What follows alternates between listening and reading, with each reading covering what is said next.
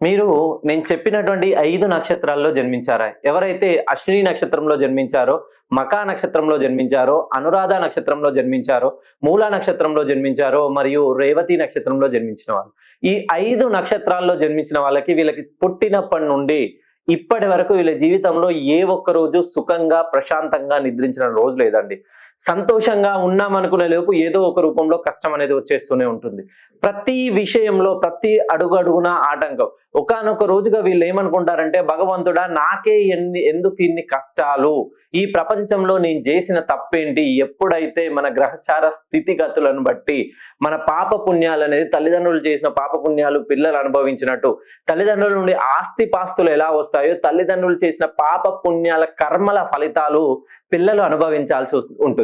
ఈ మెయిన్ గా ఈ 5 నక్షత్రాల్లో జన్మించిన వాళ్ళు, వీళ్ళు ఆడవారు కానివ్వండి, మగవారు కానివ్వండి, వీళ్ళు పుట్టిన దగ్గర నుండి కష్ట నష్టాలనే వీళ్ళు చవి చూస్తారు.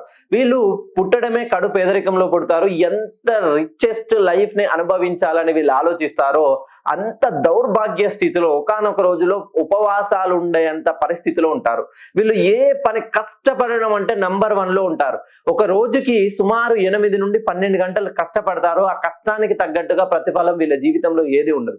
కుటుంబం కోసం బరువు బాధ్యతలు, బంధు ప్రీతికి ఎక్కువగా వీళ్ళు నా వాళ్ళు నా వాళ్ళు అని అనుకుంటూనే ఉంటారు.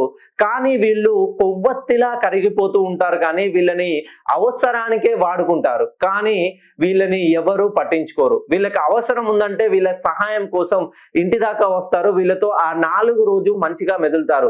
తర్వాత వీళ్ళని చీపురు పుల్లలా తీసి పక్కన పడేస్తారు. వీళ్ళ జీవితంలో ఎలా ఉంటుందంటే, డబ్బు ఎంత సంపాదించినా నిలబడదు.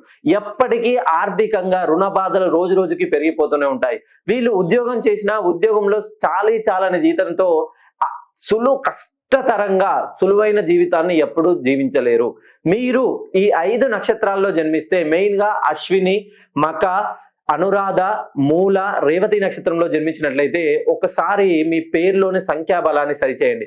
ఖచ్చితంగా మీ సంఖ్యాబలాన్ని సరి చేసుకుంటేనే మీ జీవితంలో మార్పులు చూస్తారు. ఇదేదో మిమ్మల్ని భయభ్రాంతులకు గురి చేయడం కాదు. నేను కొన్ని వేల జాతకాలు పరిశీలించిన తర్వాత నా అనాలసిస్ లో ఈ 5 నక్షత్రాల వాళ్ళ రీసెర్చ్ స్టోరీ అంతా ఒక దగ్గర రాస్తే ప్రతి వారి జీవితంలో కామన్ ఎజెండా ఇదే ఉందండి.